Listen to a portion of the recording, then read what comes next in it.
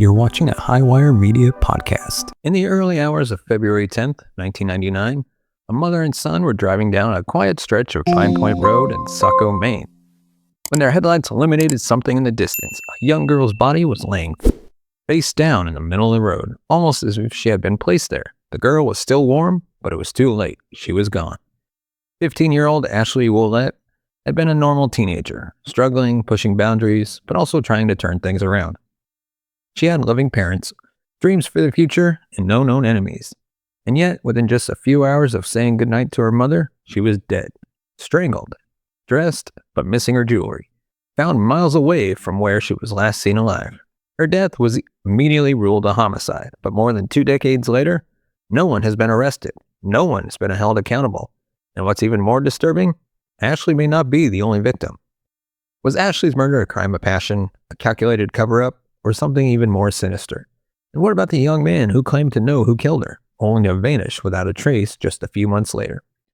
Today, we're breaking down every detail of Ashley Ouellette's case, from her troubled teenage years to the chilling evidence that points to a known suspect. Because somewhere out there, someone knows exactly what happened that night, and it is time for the truth to come out. Ashley Erin Ouellette was born on March 29, 1983. She and her younger sister were raised in Saco, a town of around 20,000 people, located just outside of Portland, Maine. Their parents, Bob and Liz, were pillars of the community. They owned a successful realty company and served on multiple boards. Growing up, Ashley was known for being a warm, sincere, and caring person. She was also mature for her age and preferred to be around older kids. At age 13, Ashley started acting out, as many teenagers do. Hell, even I did. She smoked cigarettes, drank alcohol, stayed out late, spent a lot of time with older boys. Her behavior escalated, and she ran away from home. She stopped going to school, and her parents couldn't find her for weeks. They believed someone was keeping her hidden, and they were right. After getting help from police, Ashley was located at the house of 2 older classmates, Daniel and Stephen Sanborn. Once Ashley was back home, Bob and Liz did what they could to guide her in a better direction. They took her to counseling and enrolled her in an alternative education program at Thornton Academy. By February of 1999, Ashley's behavior had improved significantly. She was towing the line at home and doing well in school. Because of this, her parents began to relax the rules a little bit. On Tuesday, February 9th, Ashley was asked to attend a sleepover at her friend's house in Saco. Even though it was a school night, Ashley's parents thought she deserved a reward for her progress, so they agreed to let her go. Liz drove Ashley to Aaliyah's house, which was about a mile away from their home. She had no idea that her parents were out of town and wouldn't be there to supervise. At around 10 p.m., Ashley called her mom from her friend's house to say goodnight. Liz asked what they were up to, and Ashley said they were painting their nails. Ashley and Liz then shared their I love yous before ending the call. This was the last time Liz ever spoke to her daughter. 6 hours later, just before 4 a.m., a man named Michael Lopez and his mother were driving down Pine Point Road in Saco. As they neared the Scarborough Marsh Nature Center, they saw a young woman's body lying in the middle of the road. Michael later told the Portland Press-Herald that the body was face down on the pavement, aligned with the center lines. Her hands were beside her, and her legs were straight out, he said. It was, quote, almost like she was placed there. Michael's mother called 911 on a cell phone while he got out to help the young woman. He rolled over and immediately noticed that she didn't have a pulse, and her skin was blue. There were no bruises or scrapes on her body, just a small amount of blood around her nose and mouth. She was dressed in a shirt, a sweatshirt, black leggings, and platform shoes. She also didn't have a coat, which was surprising given that it was very cold outside. The young woman's body was still warm, so Michael started CPR and continued until paramedics arrived. Sadly, it was too late. Local detectives soon arrived at the scene to investigate. They checked the victim for identification, but there wasn't any. Although she didn't appear to have any visible injuries, her death was immediately treated as a homicide. The state police were called in to take over as they were better equipped to handle the investigation. The first order of business was to identify the victim. Detectives checked schools for absent students, reviewed missing person reports, and spoke with people in the neighborhood. When that didn't work, they asked local TV stations to broadcast a description of the body on the noon news. The Portland Press-Herald reported that it wasn't long before several people called the police called the police station to say the description matched 15-year-old Ashley Ouellette. At around 1:45 p.m., detectives called Ashley's parents. They had no idea anything was wrong. They were still under the impression that Ashley had been at school all morning. Detectives asked the Ouellettes to come into the station. Once there, detectives showed them a polygraph of the body, which they identified as their daughter. Bob and Liz couldn't believe that Ashley was dead. It was a complete shock. They immediately offered to put up a $10,000 reward, but detectives asked them to hold off while they continued investigating. That afternoon, an autopsy was conducted, which concluded that Ashley had died from manual strangulation. Aside from some blood on her nose and mouth, there were no other signs of injury. All of her jewelry was missing. She had small pieces of brown vegetation in her hair and a light gravel-type dirt on her slacks. The medical examiner further determined that Ashley had sexual contact before her death. Now, I want to pause here and note that I'm saying sexual contact because that's how the police worded it. They never explicitly stated that Ashley was raped or sexually assaulted. I have a couple of ideas as to why they might be wording it this way, but this is pure speculation on my part. They could have found signs of vaginal tearing or bleeding, which doesn't necessarily mean rape or sexual assault. Could mean a consensual encounter, but it does indicate that she was sexually active recently. They also could have potentially found evidence of ejaculation on her body, which would suggest she had intercourse within a certain time frame before her death. Either way, this is extremely important because as we go through the timeline, you'll see that there was only a small window where Ashley could have been sexually active and only a few people she could have been with during that time. The Portland Press-Herald reported that while the autopsy was being conducted, detectives interviewed multiple people to establish a timeline of the last few hours of Ashley's life. When speaking with the Ouellettes, detectives learned that Ashley had gone to her friend Aaliyah's house for a sleepover on February 9th and that she called her mom around 10 p.m. to say goodnight. That was the last time Bob and Liz heard from their daughter. Ashley's friend told detectives that shortly after Ashley got off the phone with her mom, a party started at Aaliyah's home. They drank alcohol and invited over multiple guys, including 16-year-old Daniel Sanborn and 20-year-old Jason J. Carney. Not long after the party began, Ashley asked one of the guests, Edwin Hernandez, to drive her somewhere. According to Edwin, he thought he was taking Ashley to her aunt's house so she could babysit in the morning. Little did he know she was actually going to the home of 18-year-old Stephen Sanborn, the same home she had run away to in the past. Aaliyah told detectives that before leaving, Ashley said to her, "I want to go see Steve. When I get a buzz on, I get a crush on Steve." Now, just as a side note, Ashley had a crush on Stephen for a very long time. Back in 96 or 97, when Ashley was around 13 or 14, she and 16-year-old Stephen had a sexual relationship. So this was not their first encounter. At around 10:45 p.m., Edwin drove Ashley to the Sanborn home, located at 50 Mast Hill Road in a remote and wooded area of Saco. Ashley knocked on the door, but there was no answer, so she and Edwin went to a gas station so she could use the payphone to call the Sanborn home. When she called, Stephen's friend Chris Cody answered. She asked to speak with Stephen, but Chris told her Stephen was sleeping and didn't want to come to the phone. It's unclear what Ashley and Edwin did for the next couple of hours, but according to Edwin, at around 12:30 a.m., he drove Ashley back to the Sanborn home. He dropped her off and then returned to Aaliyah's house. Edwin told detectives he never saw Ashley again. 3.5 hours later, she was found dead on Pine Point Road, 5 miles away from the Sanborn home. Based on what detectives had learned so far, they decided to focus their efforts on figuring out what happened between 12:30 a.m. and 4 a.m., the time between when Ashley was last seen and when her body was found. They asked Daniel and Stephen Sanborn, along with their parents and Stephen's friend Chris Cody, to come in for questioning. Daniel told detectives that he had been at Aaliyah's party until around 11 p.m. He then went home and fell asleep. At 12:30 a.m., Ashley showed up and knocked on the rear door of the basement where both Daniel and Stephen's bedrooms were located. Daniel said he woke up and answered the door. Ashley asked if she could stay the night, and Daniel said they would have to talk to his mother, Muriel Sanborn. According to Daniel, they went upstairs and Ashley told Muriel that she had gotten into an argument with her parents and that they had kicked her out. She needed a place to stay. Muriel agreed and said Ashley could sleep on the basement couch. She grabbed Ashley some bedding and then went back to bed. Daniel told detectives that the last time he saw Ashley was at approximately 12:45 a.m. when he gave her a soda. At that time, Ashley mentioned that the basement was too warm, so she planned to go upstairs and sleep on the living room couch instead. Daniel said when he went to his room, fell asleep, and didn't hear anything else that night. When he woke up the next morning, he noticed Ashley was gone. He assumed she had left during the night, so he went to school in the morning and then returned home for lunch. Detectives immediately checked Daniel's claim that he had gone to school that morning and found out that, of course, he was lying. He had been absent all day. When confronted with this, Daniel changed his story and said that he had actually slept in that morning, then spent the afternoon with friends at Old Orchard Beach. It's unclear if detectives were able to corroborate this version of Daniel's story, but given what we'll discuss in a moment, it seems they probably weren't able to verify anything Daniel said.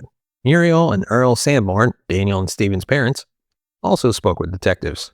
The state police haven't revealed what Earl said in his statement, but Muriel told detectives that she had allowed Ashley to stay the night. After hearing she had been kicked out of her home, she said she gave Ashley bedding, then went back to bed. 15 minutes later, she heard some noise, so she got up to check. She found Daniel getting a soda from the fridge. Muriel asked him what he was doing, and Daniel replied that he was getting Ashley something to drink. She then went back to bed and didn't hear anything else for the rest of the night. When she woke up in the morning, Ashley was gone.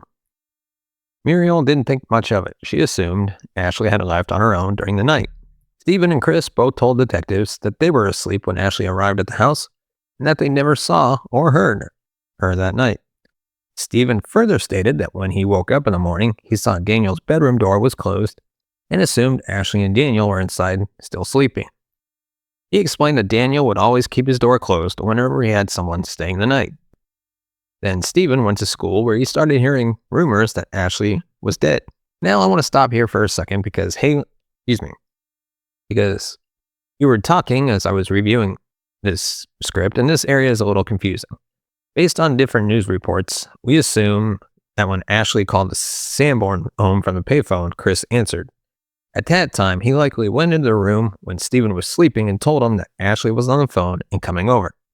Then, before she actually arrived, both Stephen and Chris must have fallen asleep, if we are to believe their version of events. Detectives told Ashley's parents what the Sanborn family said about that night. Liz had a hard time believing that Ashley would have left the Sanborn home on her own in the middle of the night. Liz believes that if Ashley really wanted to leave, she would have called her parents or her uncle and asked them to come pick her up. She had done that in the past, even when she knew she would get in trouble. Now listen, I never want to second guess a parent because obviously they know their child best, but I do think that it's important to point something out. Liz also didn't think Ashley would be drinking at an unsupervised party at Aaliyah's house that night, yet that's exactly what she did. Teenagers will do things behind their parents' backs. So if we're being objective here, we have to consider the possibility that Ashley did decide to leave on her own because she didn't want to get in trouble and lose her parents' trust again. That said, the bigger question is where she was going and how she ended up dead 5 miles away.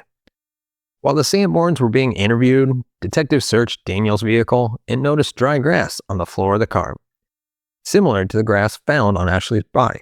The car was immediately seized and sent for examination. Aside from the dry grass, investigators found a gold ring, a black blouse, fingernail particles, a scarf, and hair. We'll come back to why these items might be important later. Detectives were increasingly suspicious of Daniel. They took his clothes and jewelry and gathered samples of his hair, fingernails, and saliva. They also obtained a search warrant for the Sanborn home. Inside the house, detectives found an open condom and other signs of sexual activity. They collected various pieces of evidence, including samples of carpet upholstery, a purple cord, a bedspread, jewelry, and a stained pillow. At the same time, the Sanborn home was being searched. Officers went to Ashley's high school and asked students to come forward with any information they might have. For the next few weeks, officers returned to the school every day just in case a student wanted to talk. On February 13th, Ashley's funeral was held. According to the Journal-Tribune, multiple detectives monitored the crowd and made themselves available to anyone who had information. A little over a week, Ashley's parents spoke to the Portland Press-Herald about their daughter. Bob addressed Ashley's behavior prior to her death, saying, quote, "We tried to do everything we could to get her back on the right track. We thought that part of her life was long gone. Obviously, it wasn't." Liz added that their biggest regret was that Ashley would never be able to fulfill her potential. saying, quote, "Kids are kids. We all go through difficult phases. We all take different roads to get where we are going. I think she was just starting to realize that she was okay. She never got the chance to show that to someone." The Maine State Police gave an update stating that they were still interviewing people and working through all the evidence they had collected so far. They wouldn't say whether they had any suspects, but they did confirm that Ashley was the last seen alive at the Sanborn home. By mid-March, police weren't making as much progress in the case as they had hoped, so they agreed to let the Ouellettes offer a $10,000 reward for information. On March 18th, Bob and Liz, along with multiple detectives, went in front of all the students at Thornton Academy and announced their reward. Detectives told the students that they believed some people in the crowd had information that could help solve the case. They were hoping the reward would encourage those people to come forward. Now, as I mentioned earlier, when the Ouellettes first offered the $10,000 reward, detectives told them to hold off. And there's a reason for that. Whenever money is attached to a case, it can create issues. A defense team could later go argue that a witness only came forward because of the monetary gain. So if police can get information without a reward, it's always better. However, when they didn't get the response they needed, they decided to take it up a notch by offering the money. But they didn't just put the reward out to the community, they went directly to Ashley's school. They knew that if anyone had answers, it was one of the students sitting in that room. Ashley had been at a party earlier that night, surrounded by classmates. If anyone was going to slip up or share something they shouldn't have, it would be one of them. And I think they played this exactly right. At the end of May 1999, the Maine State Police provided the Portland Press-Herald with another update on Ashley's case. They had conducted over 200 interviews and had tested and analyzed a variety of evidence, including hair and bodily fluids, fingernails and fingerprints, scraps of carpet and upholstery, and clothing and linens. Despite all of this, they still didn't have enough evidence to reach the, quote, standards of probable cause for an arrest. Now, I'll hold off until my perspective section to weigh in on this, but for now, I just want you to make note of what was tested. The police wouldn't comment on what the evidence revealed or if anyone in the Sanborn home was a suspect. However, they did state that they were unable to place Ashley alive outside the Sanborn residence. They also made a striking statement saying, quote, "There are people who have direct, solid knowledge of what happened to her." By November 1999, Ashley's parents told the media that they were hearing rumors that people knew what had happened to Ashley but were too scared to talk to the police. Because of this, they decided to accept anonymous tips. Anyone with information could call their realty office during business hours. And they also doubled the reward to $20,000. By the one-year anniversary of Ashley's murder in February 2000, no one had come forward with helpful information. The Maine State Police told the Portland Press-Herald that they were still actively investigating the case, which they described as being very solvable. However, they were lacking the probable cause to make an arrest. They reiterated that while they had strong suspicions, they didn't have the evidence to prove their case beyond a reasonable doubt. Liz also spoke to the media saying that even though her husband was gone, she wasn't going to give up fighting for answers. Saying, quote, "I always have my eyes and ears open. I'm always looking for opportunities to bring the case up again." Months later, police reveal a possible connection between Ashley's murder and the 1999 disappearance of 21-year-old college student Angel Tony Torres. On May 21st, 1999, just a few months after Ashley was murdered, Tony attended a party at her friend's house in Bidford, a town that borders Saco. Multiple people were at the party, including Jay Carney, a close friend of the Sanborn brothers. At around 2 a.m., Tony and Jay left the party together to go to a store on the corner. A short time later, Jay returned to the party alone. He was described as looking upset and disheveled. Tony wasn't with them, and he has never been seen again. 3 days later, Tony was reported missing. When police spoke to Jay, he said that the last time he saw Tony was when they were at the store. According to Jay, Tony told him he was getting a ride to his parents' house or to a place in New Hampshire. Jay said Tony was going to be driven by a man in a red truck. He claimed he never saw Tony again. Tony's parents didn't believe that he just got into a truck with a stranger. They are convinced that he was murdered, possibly because he knew who killed Ashley Ouellette. They told True Crime Daily that in March 1999, 1 month after Ashley's murder and 2 months before Tony disappeared, Tony was sitting at home watching TV when a news story about Ashley's case came on, and Tony immediately turned to his parents and said, quote, "I know who killed her." Tony's father explained, "He didn't tell us who, but he said he knows who did it, and he said it in a way that left no doubt." After hearing this, Tony's father told him he had two choices. One, go to the police with the information, or two, keep his mouth shut. Tony chose to stay silent, a decision his parents now regret. There is no official connection, but a very strong suspicion. The Maine State Police have never officially confirmed that Ashley and Tony's cases are connected. However, they have stated that it is likely Tony is dead and that Jay Carney knew more than he admitted. Unfortunately, Jay Carney has since passed away. Tony's body has never been found, and his disappearance remains unsolved.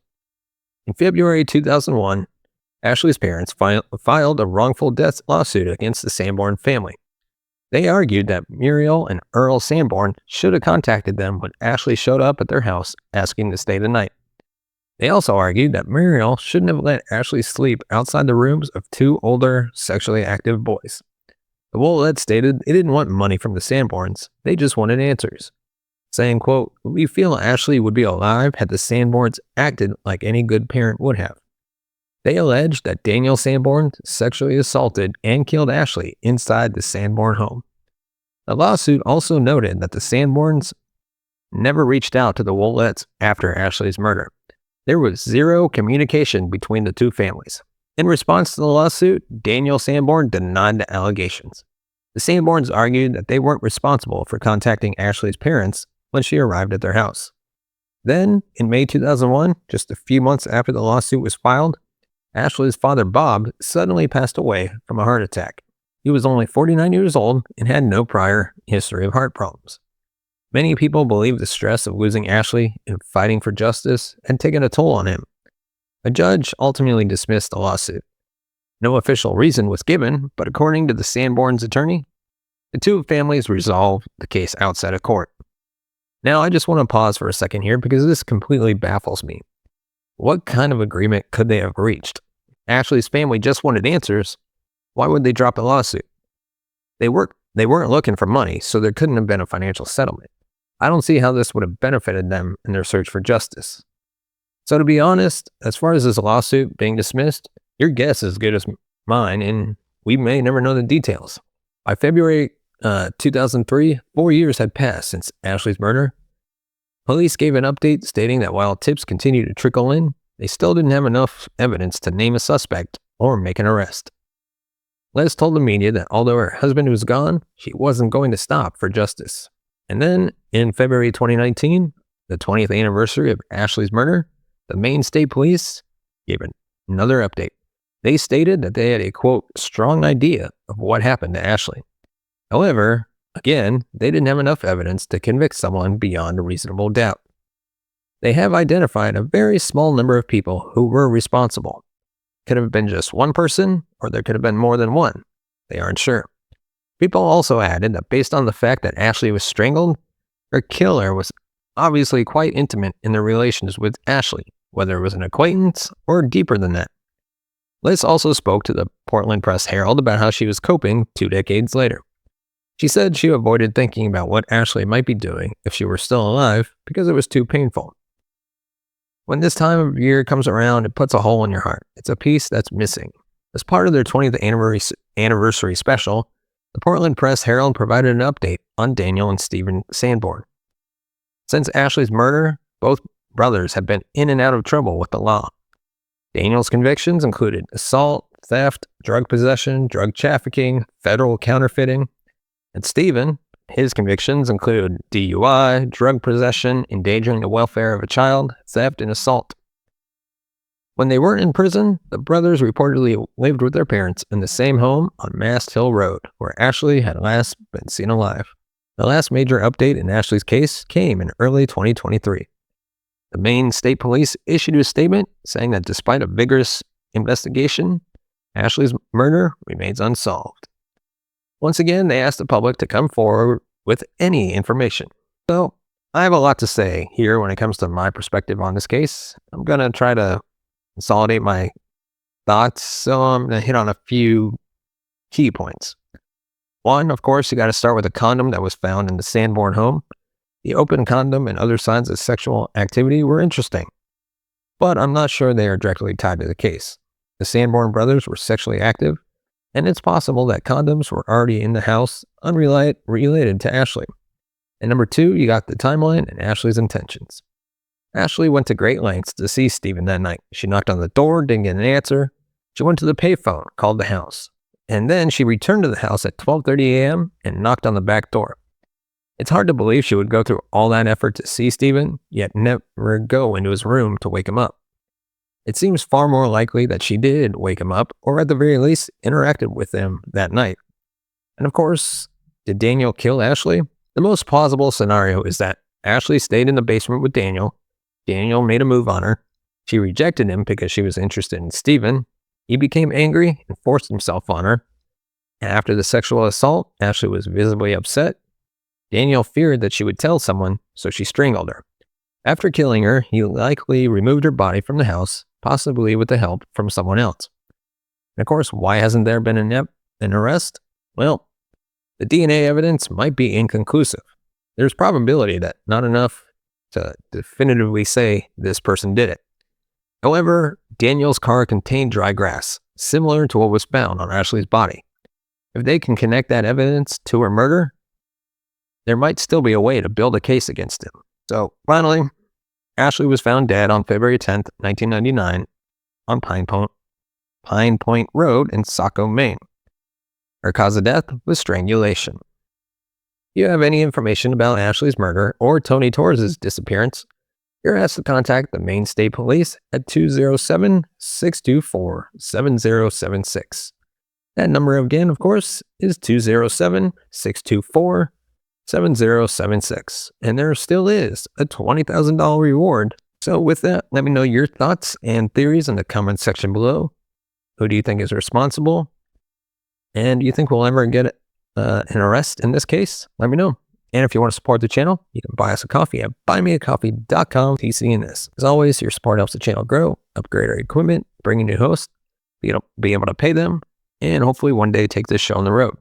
As always, we'd love to feature episodes live from major crime scenes across the country, including possibly in Maine, to cover this case even more in depth, as well as take this podcast to California and try to do a tour of the Zodiac Killer's sites. And your support can help make that happen. So with that, as always, thank you so much for watching and listening. We'll see you next time.